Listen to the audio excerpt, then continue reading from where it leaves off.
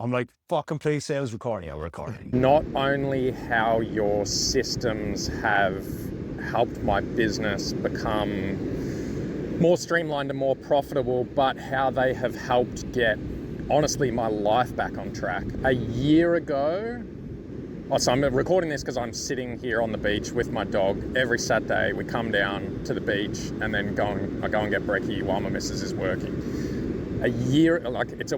Her birthday's on Wednesday. So a year ago, like on the beach, all I'm thinking about is the stress of having no work, making no money, just how shit everything is, just super negative, can't get out of my head ever.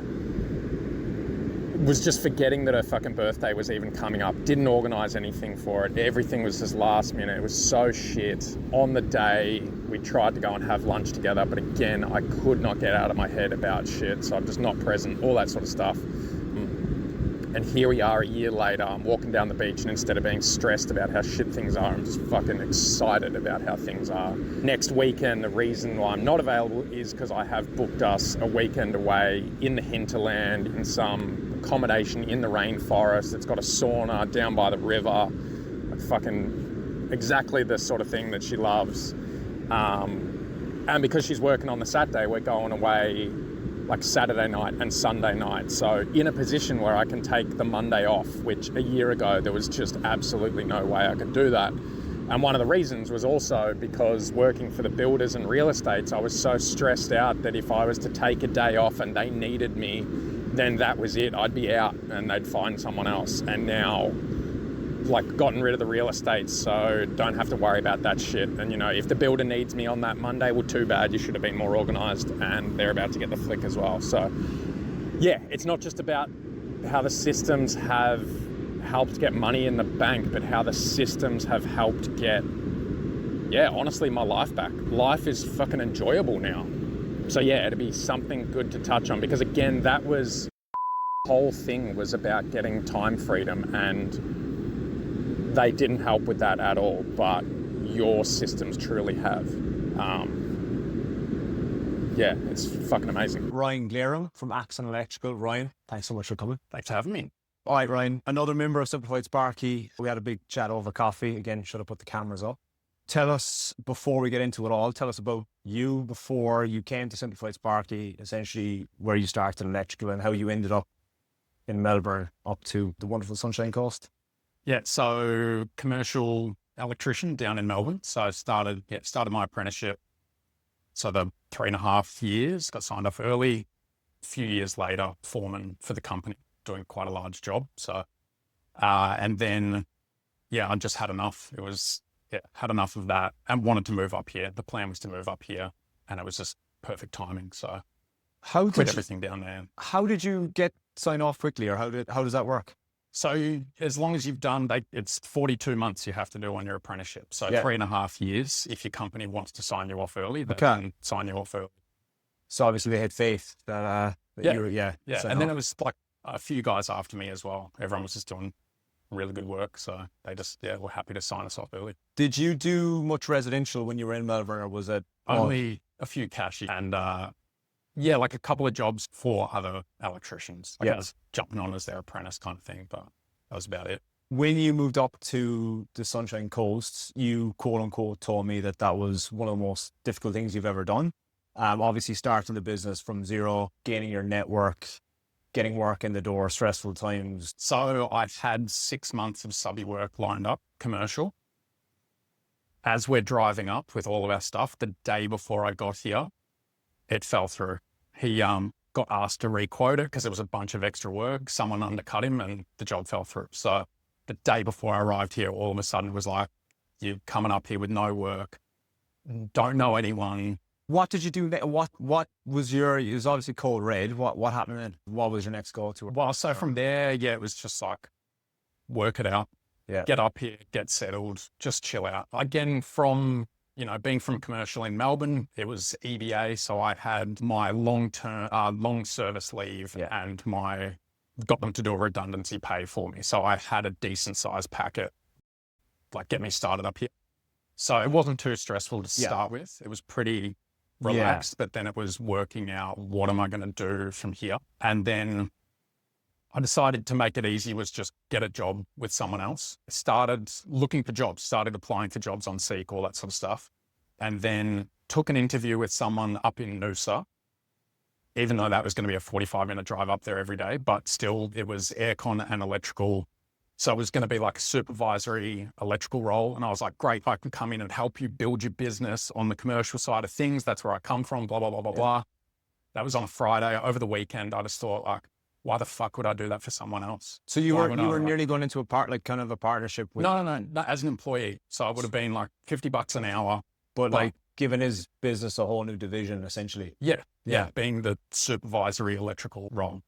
But yeah, I just thought, why would I put all that effort in for $50 an hour and build someone else's business when I know I could do that successfully for myself? I think there's a lot on that as well. It's kind of like, what I hate is the franchise model, because people join a franchise because they're unsure of what to do in business, or they're like, it's sweet, they give you everything. And I've heard a few horror stories where people go across to a franchise, sign up, and then they're like, once they're in the door, it's just like, you're on your own, see you later. And the worst thing is if you build up that company, or let's just say it's a branch or something like that, you build that up, and the next thing, everybody wants to use your services and stuff like that. You're essentially building the reputation of somebody else's company. And you might, I don't know if that's even a thing with them, if they can have 2 or 3 vans under that banner. I think that comes to a stage where people click. It's like, well, hang on, why am I building somebody else's thing? You're knee deep in that. You probably have to pay contracts to get out of it. And then it's just a waste of time. But it's something that blows my mind, is people that go the franchise route. But it's similar to your story. You were essentially just like building up somebody else's business, but you just don't get the reward that you should as a partner in that. You're just getting paid your $50 an hour. Yeah. From there then, like, when did you start to get your own work, or like what happened after that? So then it was at the same time. So my mate had also, from the same company in Melbourne, he'd years before moved up to northern New South Wales, was running his own electrical business. And then he started telling me about all these business coaching businesses and the podcasts that go along with it. So I started listening to these podcasts of success stories of people running their own businesses, because the idea of running my own business scared me as well. Yeah. So it's like the stress that comes with it, the being owed money all the time. And then hearing these stories from people who are running their businesses successfully. And I just thought, if they can do it, I can definitely do it. So this is what I'm going to do. Yeah. And so then it was starting from scratch, knowing no one, try and build a business. Luckily, I already had my contractor's license from Melbourne, so I was able to transfer that across. But even that was really bad timing, because Queensland, being Queensland, finally went from paper to electronic. Yep. So they shut it down. It took 9 weeks to transfer my contractor's license, because while they were uploading the system, they decided we're just putting everything on pause. So yeah, so for 9 weeks, no contractor's license to try and start it. So I was just like, Just hanging in. I was on Airtasker, Yeah. begging people to let me clean their gutters, like hanging doors, a day as a assistant, like builder's laborer, but $40 an hour on ADN. Yeah. Like, it's soul destroying. With every good time, you have to go through the shit times. Like, you always have to go through the shit times. The first years of business are fucked. It's like, it can be super fucked, or it can be just a little bit fucked, depending what pathway you go with help and guidance and stuff.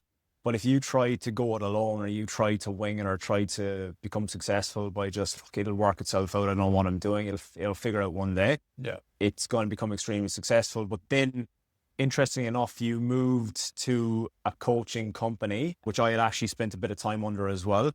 And what you told me about that coaching company, which I see it's notorious in the coaching game, is they work with all types of trades. So it doesn't matter if you're a Sparky, Bricky, gardener, whatever you want, they will work with you. And you mentioned that your coach was a builder.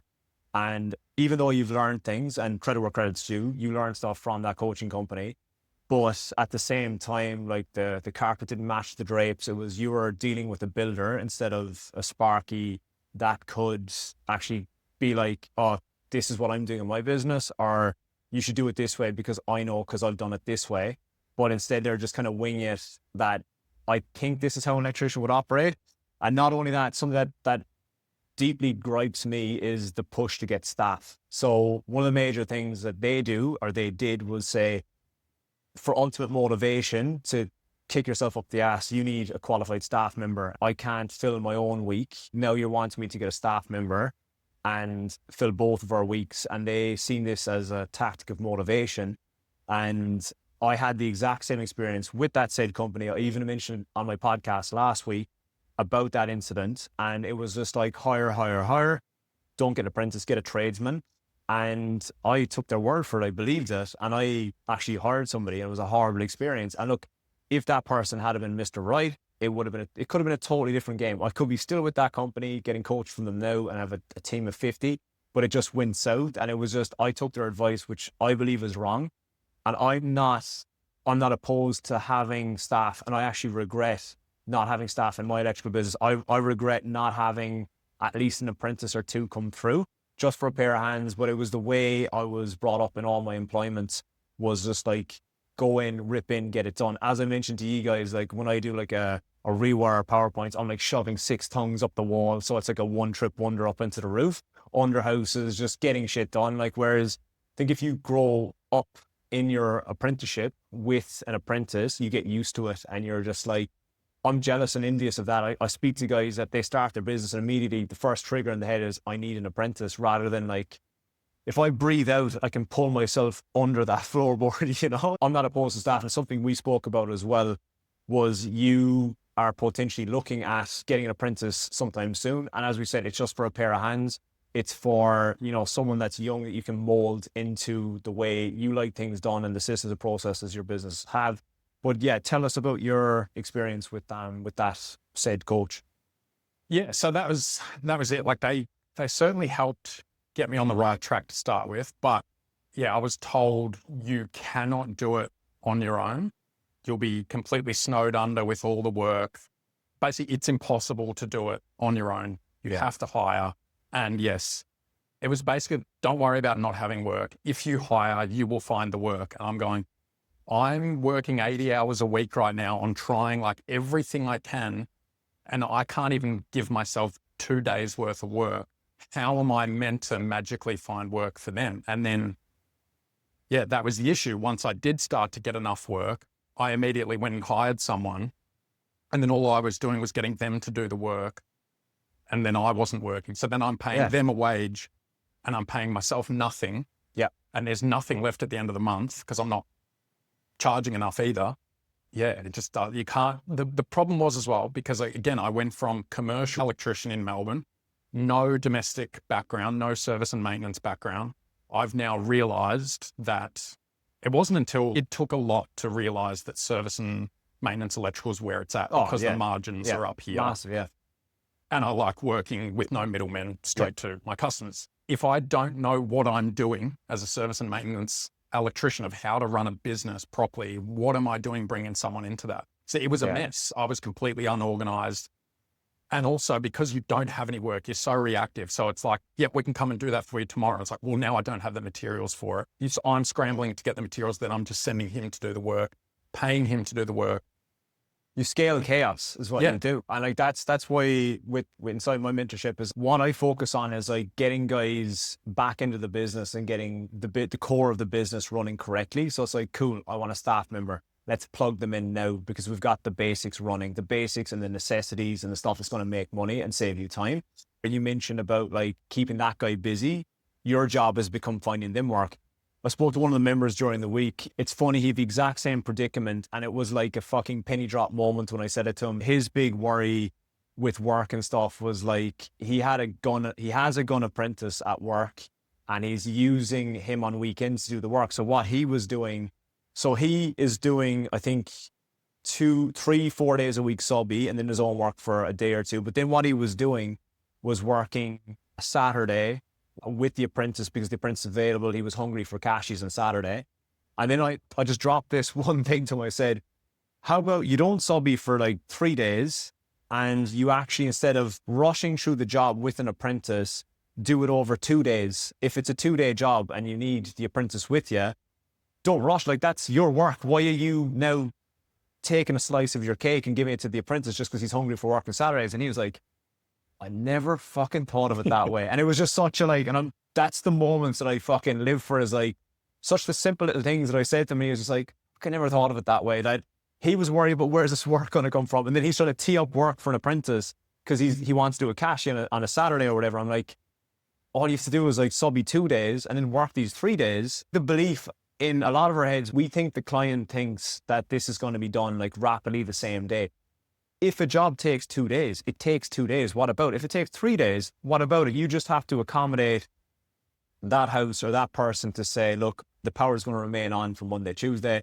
Wednesday, we're going to power down, do all the connections into the circuits that we've run. Whatever you're doing, if it's aircon circuits or if you're relocating a switchboard in Sydney, that's how I do it, is I do it over, do one big day, and then the next day I do the changeover. So the first day, I'll get the board on the wall, get all the sub-circuits, run through the cavity, into the roof neatly, over to at the top of the old switchboard, get the level 2 cables in, get the metering, everything ready, all the cables for the meter ready to go.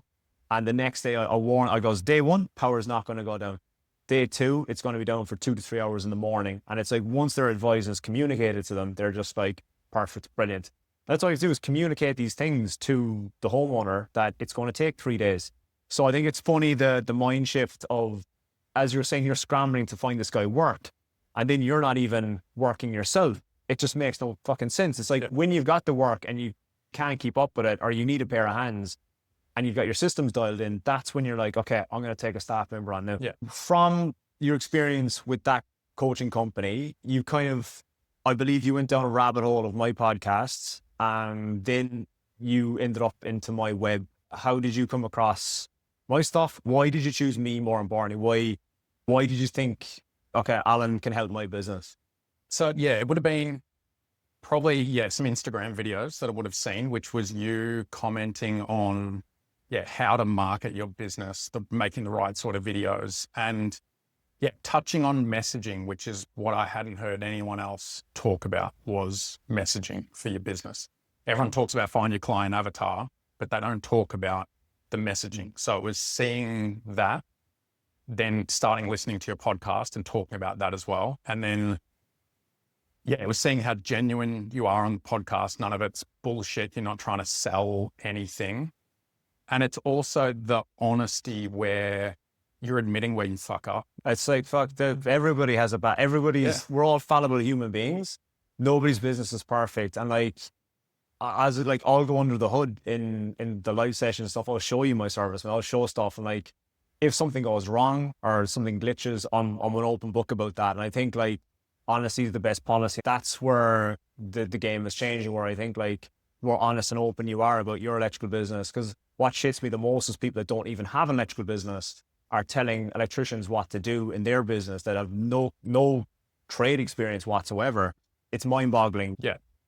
And then same deal where, because you're a service and maintenance electrician. So like you were saying, the other coaching system that I was a part of, when my trade coach in there is a builder, well, that builder's not going to tell me, fuck the builders off and start doing service and maintenance because it's where the money's at. No one inside that coaching system is going to tell you that, not to work for real estates, not to work for builders, no middlemen, because those trades exist inside their coaching platform. So of course they can't. But when you talk to a service and maintenance electrician who tells you the truth, like there's way more money in doing this, fuck the builders off, fuck off any middleman. It's just, I have that all the time. Whenever there's a middleman, it's chaos. It's a mess. It's unorganized. It's bullshit. You waste so much time. If it's me and my customer, it's organized. It runs smoothly.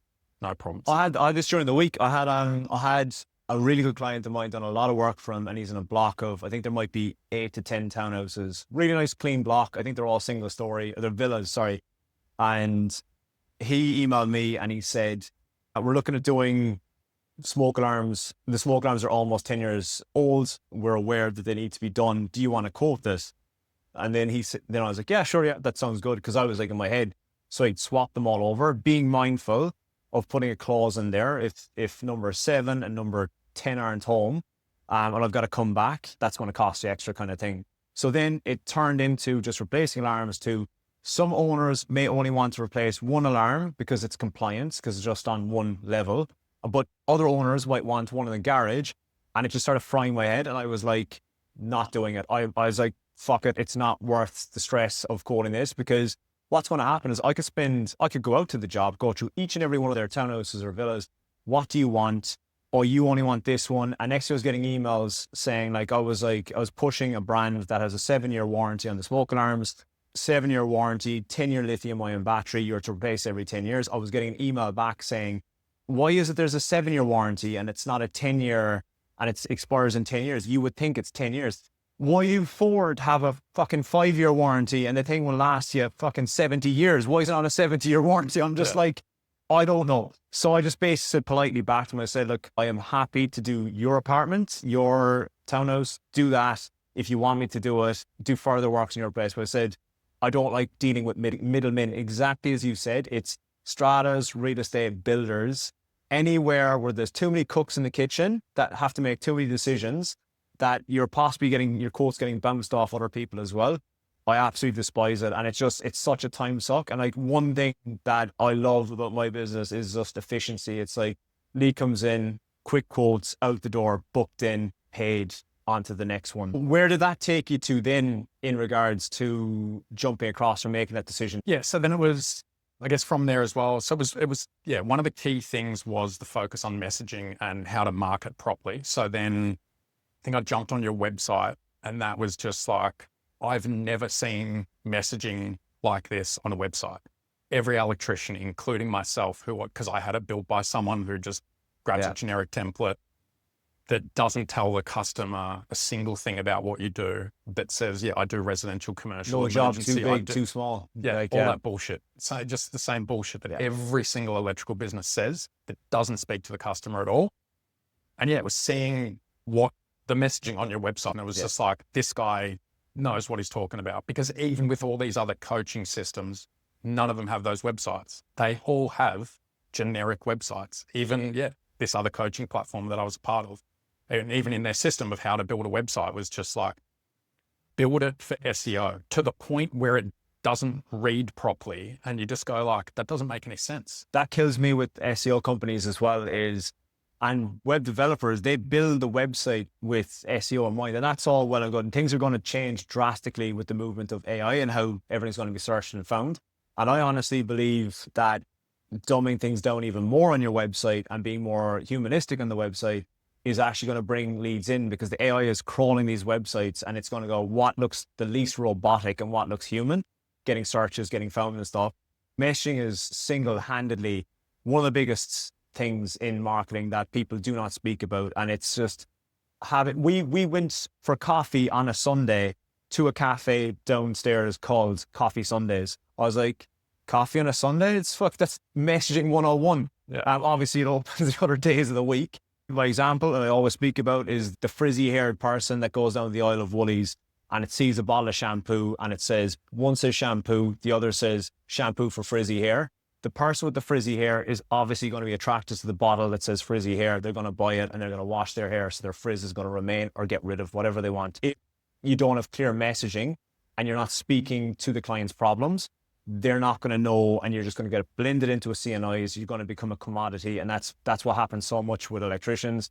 And as you said, these generic programs, they'll give you a website or they'll give you guidelines of a website that it's like, just basically slap it together, put this up there, say best electrician in that area, no job too big or too small, and just plant your review somewhere down the bottom or something, I don't know, and then you'll get work. Yeah. And it's not the case. What I found very interesting as well, something I speak about heavily, is niching down and becoming a specialist. Now, you entered my world, then you DM me on Instagram. We had a little bit of back and forth, and I said, what's the key takeaways you've taken from the podcast and the email? You've gone down the rabbit hole of the podcast. You had gone through some of the emails, and you came back to me and you said, some of the biggest things you've taken from it are niching and your messaging.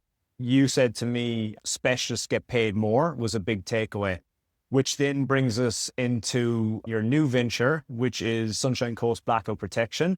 And I think this is phenomenal. So not only have you got Axon Electrical, you've now got probably one of the best domains snatched up as well. So can you tell us a bit how you had this shower idea drop into your head and how it all came about? Yeah, so I had customers already that wanted backup solutions for their homes. They didn't want solar. They'd been quoted from solar, but to add a battery is a crazy amount of money. So they wanted generator backup. So had installed a couple of generator backup systems for some customers. And then from speaking to those customers, because they live out in the hinterland of the Sunshine Coast, that's where I've learned that blackouts in the hinterland especially is super frequent, and it's an absolute mess for people, especially, as I'd mentioned to you, people in the hinterland are on tank water. So when they have no power, they have no running water in the entire house, which is just crazy. So they need some sort of backup solution. It also coupled with 2 massive storms that ripped through the Sunshine Coast just days apart, and people were left without power for days, up to like a week, people without power. Up in Coolum, the whole town was without power. A lot of people will already have generators, but that's the thing, they're running leads all through the house. So they've got no lighting, they've got no fans, they've just got their fridge on. Hazardous as well to trip over. Exactly. It's a shit solution to a problem. Yeah. But yeah, that big storm that ripped through, and yeah, I had loads of customers who were just without power for days. So I just saw that as like, there needs to be a solution to this for people to have backup power for their homes. And again, being from a commercial background, every distribution center, every shopping center, everything we do has a generator backup system attached to it. So yeah, wanted to do that for people's homes. So I saw that as a big problem here on the Sunshine Coast. And that is the solution I've come up with, is to do generator backup power for homes. Very, very excited with that as well, because this is what I love and this is what I geek out. And it's like you came into the Simplified Sparky system. When you jumped on the call, you were telling me about this idea you have and to push it. And it excited me because I'm like, a fucking geek out for starters, an awesome idea. And now the next stages was like branding, domains, messaging, how you're going to launch it, how I'm going to help you launch it. And just the other day, you were filming some stuff around that as well. And we're going back and forth with some scripts and stuff like that of just how we're going to market it. And I think it's something that you're going to build a moat around yourself for, because like it's something that you're very knowledgeable on. The solutions that you've given, the different packages and stuff that you're providing, it's over my head. It's quite complex to me because I'm just a boring Spark that just does PowerPoint slides and switches and stuff, switchboards. I think it's going to be fucking awesome. Before we jump into the systems and processes that you've taken from me inside and Simplified Spark and you implemented them to your business, I want to rewind it just a little bit. You sent me an extremely powerful voice note on early May, and it literally stood the hair on my arms. And essentially you were down the beach, I can hear the waves in the background, you were walking your dog. And I think what triggered the whole thing was, it was coming up to your partner's birthday, and then you thought back to this time last year, and you were like, you thought of just how fucking shit time was, stressed, no work coming in, being reliant to builders, being reliant to real estate, just fucking everything. And I know exactly the feelings you were going through, because it's the feelings I was having back in 2017 when I was in between 2 builders, like the anxiety and pressure. We're pouring that tomorrow, and you need to get your conduits in there or whatever. And you said like one of the most fucking satisfying things is, because your partner's working Saturday, you were taking the Monday off and you didn't give a shit, and you were like, what about it? I'm taking Monday off. How good business is now versus 12 months prior to that was just a stress fest and just not being present, forgetful. Yeah, the whole shebang. Take me through that time. Yeah, that time of year, a year ago from now. Yeah, super stressful time, because you're just putting in so much effort and nothing is coming out of it. You're doing everything you can to try and get work in. It's just not coming in. So yeah, my girlfriend was always working Saturdays. So generally I'll take my dog down to the beach on a Saturday morning. Yeah, go for a walk on the beach and then go and have breakfast. And at that time of year, yeah, it's stress. It's not enjoyable at all. Like, I'm taking them down the beach, but it's not, like, the mind's just... Your body's there, but your mind is... Yes. Yeah. On a job site. You're just worried. Worried about everything. You think you've made the worst decision you've ever made. And then, yeah, fast forward a year, because things are now turned around, the systems are in place, everything is running really well. Going down the beach and just like still thinking about work. You can't ever switch off. Really positive minds about it, like excited about what's happening and what's coming, versus, yeah, the year before where it's just stress about just how shit it is. It coincided with my girlfriend's birthday. So it just reminded me, because it was a few days out from it, where this year I had actually organized something for it and able to take the Monday off, because a year prior, like I said, yeah, there was no way I was ever going to take a Monday off, because maybe the builder needed me, maybe a real estate needed me to run out to do something. And if I wasn't available, they were going to move straight on to the next person. That's the churn and burn mentality. A client that's won on price is lost on price. And I think it's so true. Like your example of the real estate or builder, if you're going in there and they're just like, you're working cheaply for them and they're like, you can't show up a day or two. And it's just like, fuck, we'll just go to the next one. And it's kind of like a fox in a hen house, because I feel like builders have a monopoly that they're the ones that are savvy to it will go to the likes of High Pages. They'll put their job up there. The worst thing is they will find probably one of the best electricians that's after starting their business, who's the worst businessman. And they are licking their lips saying, brilliant. Like, you come in, you do a really good job, get you some more work. I'll get you more work. And then they come in, go in at a bit of a cheaper price, even though they're probably losing their bollocks on it already, they'll go even cheaper to get the next one. Then the builder will just churn and burn them again. And it's just, it's a horrible, horrible, horrible space. And it's like, look, there are going to be great builders out there, but they're few and far between, in my opinion. And I think the good builders have their trades locked down. They're not the guys churning in between Sparkies, because something's up if they're churning in between them. Have you're after ditching one of your builders, if not two, or it's about to get the cut off? Yeah, I'm still working for them at the moment, Yeah. but looking to get away from it, only because it's just not as profitable. And it's tricky, because sometimes it is, because sometimes there's quoted work, and they're actually now pretty loyal to me because I've done such good work for them. Yeah. However, a lot of it's hourly, and the hourly rate is it just doesn't cut it.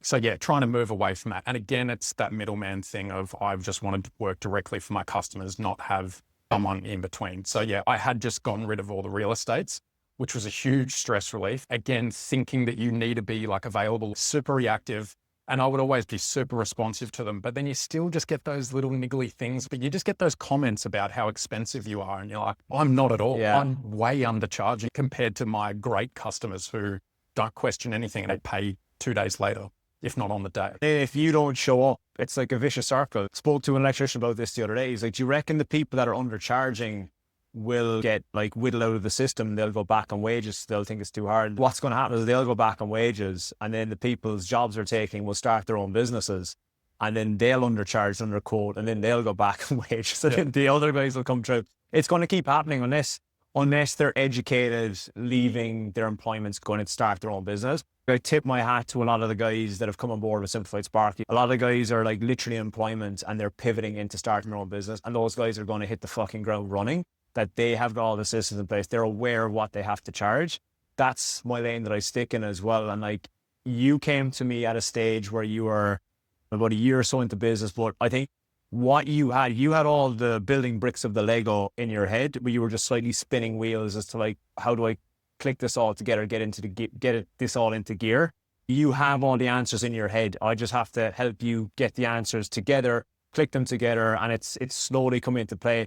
What I would say is, like, you are crushing it now, and you're only scratching the surface, and you haven't even launched properly with the second business yet, which is very, very exciting. Yeah. So when you came on board with Simplified Sparky, what drastic changes did you make in your business, or what were the core systems you took from that, without giving too much away, and implemented into your own business? Jumping across, I was using Tradeify, and admittedly I wasn't using it properly, but jumping across to ServiceMate just clicked a lot better. I think the automations and the integrations in Service work a lot better, especially for service and maintenance. And then again, some of the systems that we've implemented, some of your little tricks that we use, and building out all of because I was already doing fixed price stuff, but I was manually entering it into a quote each time, because I looked at it and was like, oh, it's going to be so time consuming to build this. But then you have something with inside happens like that. So actually building out the systems means my quoting is so quick now. Instead of spending hours every night plugging away, doing it all manually, calculating prices, that bullshit. Having it all built out. So that saves so much time. All the automations that you've got in ServiceMate, along with all the templates, all that sort of stuff, has just cut down on so much admin and just made things just run so much smoother. So I just didn't have any of those systems implemented in my business at all. And so now things are just running way more smooth. People don't realize, like, if it's just 5 minutes there, 10 minutes there, rewriting that email every time, or just doing a manual follow-up to somebody or something like that, it just, all those little minutes, it could be 4 hours a week you save, depending on the automations you've got set, depending on the templates you've got set, depending on the bundles you've got built. Even proposals, you've only started using proposals recently and you're having success with those as well. Even essentially upselling from proposals as well. Yeah, 100%. The proposals is a game changer. Yeah, having the customer be able to select the items themselves is massive. One of the big things as well, there's so many little things in this that satisfy me when members come to me with stuff. I think December you had a big month, like revenue-wise, profit-wise. And in December, you, for the very first time, because we did a session, I believe, in maybe November about wages, you for the first time paid yourself like a proper wage and superannuation as well. That's one of the biggest things. We spoke about it during coffee, was electricians starting a business, and we compared it to the guys that are working for EBA getting, 3-4 grand a week on wages. And then you're busting your ass doing twice the amount of work. You've got multiple times the amount of risk, and you're not even paying yourself a proper wage. And then what's a key thing, and I hope people watching this take this on board, is your business is not profitable unless you're paying yourself a wage. I've had so many people come to me and I'm like, what are you doing profit-wise? And they're like, oh, well, I'm making about 5 grand a month. And I'm like, are you paying yourself a wage? And they're like, no. It's like, so if they're not paying themselves a wage, that 5 grand a month isn't even enough to cover their wage. So they're actually in the negative. So that's the kick up the ass that people need, to be like, maybe I'm not charging enough. Maybe I need help with this. Maybe $100 an hour doesn't cut it anymore. And yeah, but I think that was very fulfilling for me, that when you came to me and you said, I've finally started paying myself a proper wage. And I went through my system as well with you guys on that live session of like, I've got it set up that it automatically links, it gets a payment out from CommBank across to the superannuation, CommBank to my personal wages, CommBank to tax.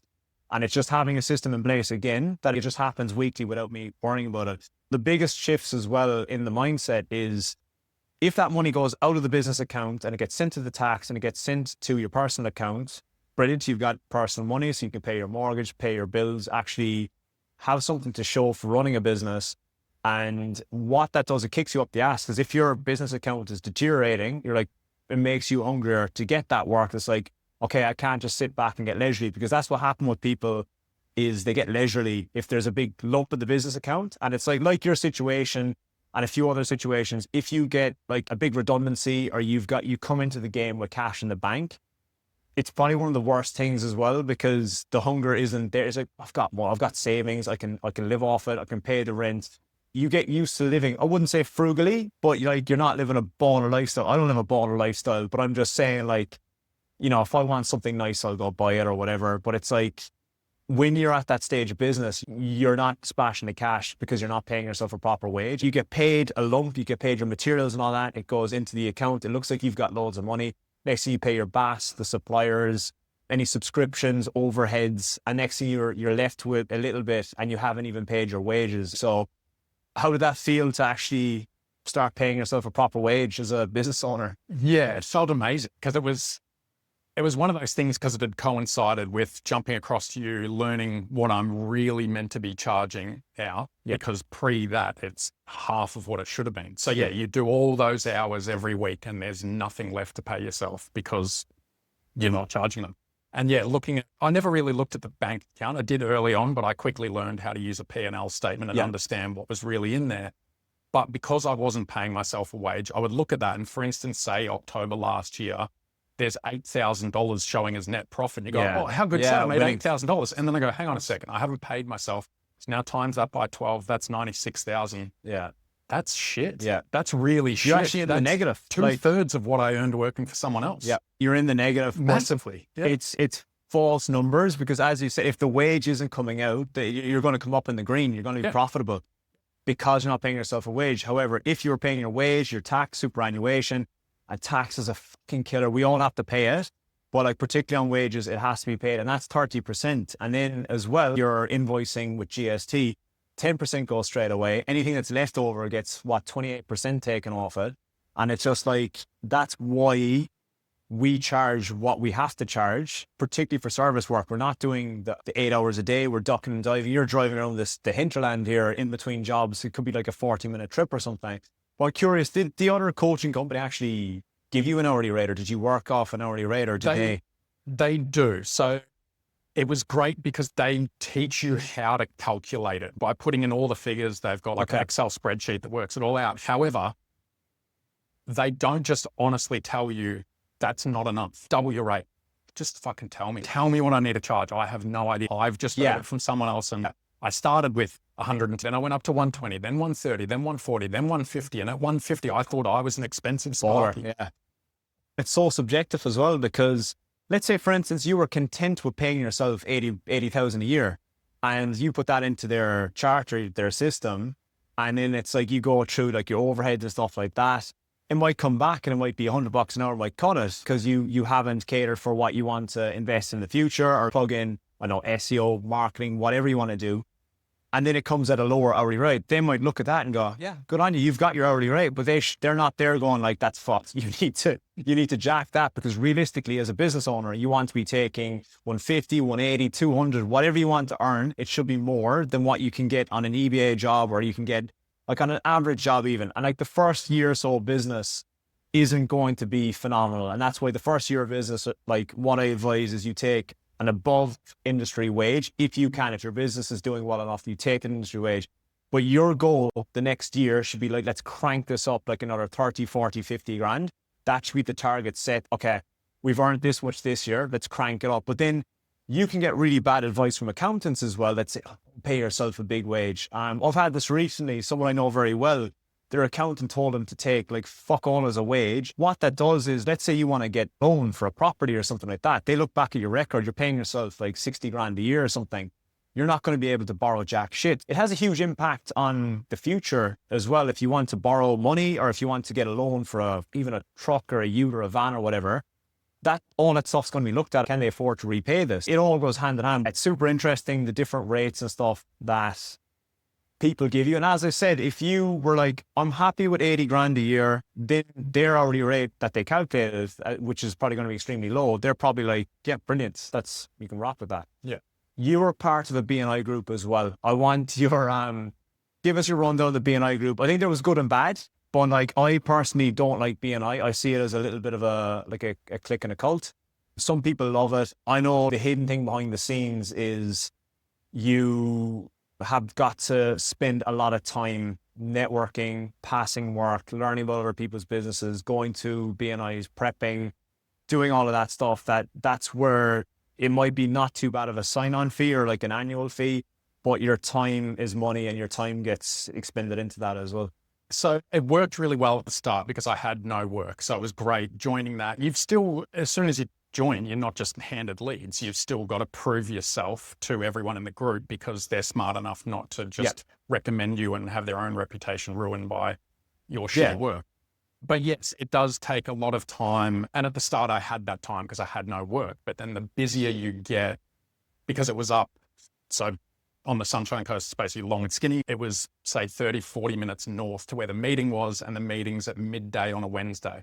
So to start with, that's fine. I got all the time in the world. But when you get busy, midday on a Wednesday for a meeting is awful, because as surface and maintenance electrician, you can't book anything before it, because every job blows out. You turn someone's power off and you don't leave until it's back on, because you're finding all sorts of shit, especially up here. It's the Wild West. So I would then miss it, or you'd be late to it or whatever. And then you've got KPIs, so there's certain things you have to do every week that they tell you you've got to do. And then you just find out that everyone's just kind of bullshitting anyway. But it's the relationships that you build within it that are good. And I know you've spoken about it because you've been to ones in Sydney. People that were in my group were great, because it's just different up here. People are more down to earth. So all the people in the group were fantastic. The relationships I built with those people were great, and they've continued on. Like my painter, I was out quoting a job with him the other day, even though I've left the group now. The solar guy in the group as well, I've done a lot of work along with them. The plumber in the group, same deal. The property manager that I worked for in there, she was fantastic as well, because up there, great properties, the landlords were great as well. They never questioned anything. So she was one that was really good to work for. However, yes, you still have to show up every Wednesday. Otherwise, you're going to end up out of the group. So I think only allowed a certain amount of absences. They say it as it's proof that BNI works. It's proof that networking works. But if you're doing good networking, you don't have to turn up to somewhere and hold this 2-hour meeting every single week. The parts of it that work is the building of the relationships within that group. So if you build relationships with people, then that's the only part of it you need. So yes, networking works. You don't have to sign up and go every single week and all that sort of stuff. You just meet people, build relationships with them, and then it works well from there. That's one thing I noticed about you as well, as you're quite charismatic. Is that where RizDog comes from? Where your hand up? That's from high school. So I actually meant to ask you about that. So you're quite charismatic, and I think like you're what I would call like a master mingler and networker. Like you're very approachable, you're a friendly guy. And I think that goes wonders, because if you're an electrician and you're a cold person, you don't want to talk to anybody, just go work in commercial where you just deal with one person and you can just draft the people around. If you're doing face-to-face, you're working residential, it's vital that you're a friendly person, you're approachable, you're kind to the homeowner, you're respectful of their property. All that goes such a long way. But with the BNI as well, as you said, it's a two-way street. If you're not referring these people work as well, they're going to see that and be like, well, stop it, I'm going to find another electrician that's going to refer me work. So I think like it can be cutthroat, but I think you're dead right. Like I've noticed it even walking around the Sunshine Coast here, of like I jumped in the lift, everybody's like, good morning, how are you? How's your day? And I think I'm the Sydney prick now, because I'm like my head down, like I'll just get into the lift and not say anything to anyone. I'll go into the shop, so hey, g'day, like how's it all going? And I'm just like, fuck it, this is just like being back in Ireland, but I've been Sydnified. That I'm just like, I'm now that snobby burst that doesn't talk, because Sydney is drastically that way. You barely know your neighbours because it's so built up and they're always interchanging. But here is just, it's a different down to earth level. Yeah. It's kind of like, I spoke about Queensland, or particularly the Gold Coast, being like my happy place. And now I've seen the Sunshine Coast is almost too quiet for me. So you've got like happy medium. The Gold Coast is a quieter version of Sydney. It's way nicer. And then you've got like, here is like sleepy, just chilled out next level. But I can totally see how you would have really good people in that group. And I know as well, you've said that your painters referred you loads of work. You've had the solar guy, the plumber. That's a paramount part of business as well, which is one of the sessions we did on finding work, was like your warm network, which is like people that you know around you, and also who can you find a network with? So be it a BNI group, be it literally finding a local tradie, getting them, going for a coffee with them, finding that you align with them. Because what can happen as well is like you might meet with somebody, but you mightn't click at all. And one of the worst things is if you do that and you meet like a plumber and they're drastically undercharging, it can be dramatic, or it can be very bad for your business, because next thing they're referring you to their clients, you're charging your legitimate pricing you need, and you're 3 times the price of that plumber. You always need to align with them as well. You've since left BNI and you've retained some of the relationships that you've had in there. Yeah, exactly. Yeah, built really good relationships within there. I suppose it also helps that no electrician has replaced me in the group yet, but I still think, some of the relationships I've built will be ongoing. Like the plumber had left before me, the painter's still in there. Yeah, it's a bit of a revolving door there with trades and stuff anyway. But yes, these relationships will keep going because they've been built on. They know they can trust me, and I trust them with the work we do. Yep. And that's the other thing. It's not just about making relationships with people that will give you leads. It's about making relationships with people that you trust, care about my customers. I want them to be looked after. Yep. And I want another trade to come in and do a good job. And it helps to have those people you can refer, because there's nothing worse than people go like, oh, do you know a good plumber? And you go, no, good luck finding one. No, I do. I've got an excellent plumber who I can recommend. I've got an excellent painter who's going to make your house look immaculate. My aircon guy, same deal. Got everyone. Yeah. So that's the main thing that came out of BNI, was just the trades that I connected with. But again, you can just connect with trades, because you have no idea that there's plumbers out there who don't even have an electrician they work with. And so every time they get asked about an electrician, they just go, oh, I don't know. That's the power of mingling and putting yourself out there. And that's like the process we went through in the session, was like, there's a step-by-step way to do it, and there's a right way to do it, and there's a wrong way to do it. And it's just about meeting that other trade and then just communicating to each other, like how your businesses operate, and then the type of work you do. You're not competitors. You both have got the same clients. This is nothing better. And like with the email marketing system, which was finishing off next week, one of the emails that we do suggest is and the reason you do that is you now are a legend that not only help their electrical work, you're also helping them find other trades as well. And as you said, most importantly, It's trades that you trust within that aren't going to rip them or do a bad job in their house. It's people that care about their business, your business, and it's a circle. And those trades are hard to find, but they are out there, and they're in the exact same boat as you or I or anybody watching this or listening to this. And it's like they are there for the exact same reason. If you can send them work, they will send you work. It's a fantastic way to get leads into your business, because the core ways to get leads into your business, obviously organic, there's through the website, there's referral partners coming in, there's direct as well, which you're knocking on the door of a lighting company, which we've put a strategy into place at the moment where you are knocking at the door and you're about to become a preferred electrician with them. There's all these strategies, and you need all those things coming in, because what I see is people panicking and then just like, let's go run some Google ads. And it's like, won't even get into it, but you're running Google ads to a shit website. And then that is going to then absolutely churn through your cash, waste your money, because like we spoke about, the messaging, it doesn't have the correct messaging on there. It's a generic shitty website. You're going to click to yours, click to somebody else's. Somebody else is going to probably mention $0 call out fee or some shit like that. And then they're going to end up going with them because you got judged on a commodity, not the messaging. One very powerful thing you said was, not only have the systems changed your business and made it more streamlined, they've also changed your life as well. And like that to me is extremely fulfilling. If you were to do the move from Melbourne up to the Sunshine Coast again, what would you have done differently to get off the ground quicker? That's a tricky one. Probably, understanding the right marketing for the stage you're at. Like you just touched on with Google ads. I did a program that teaches you how to do Google ads and stuff like that. But I was sending them to a shit website.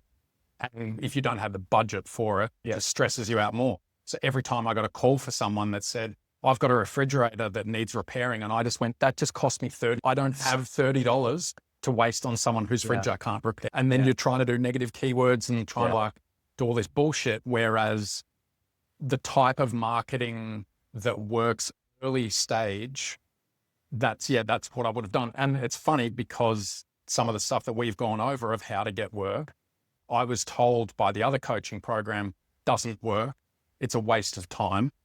And I had all the time in the world when I first started. It drives me crazy because I asked them, I said, I get flyers in the mail, I get magnets in the mail. Everyone's been doing it forever. Does it work? Because I have all the time in the world to print these things off and walk my dog and drop them in people's boxes. I don't need to pay for it. I don't have the budget to pay for it right now. I've got time. And they said, we've had members try it. It doesn't work. Don't bother. You have to do digital. You've got to In regards to flyer drops, I'm not going to give away your idea because I thought it was phenomenal. But you mentioned on one of the live sessions that you did a strategy. It was almost like waiting in the ditch to deploy the magnets to a specific place. Yeah. And you got a few leads out of that. And I thought that was a master stroke. And again, you just simply dropped off a magnet or whatever. Yeah. Well, the coolest thing about your magnets is you've actually featured the gray hair in them as well. It's very personalized.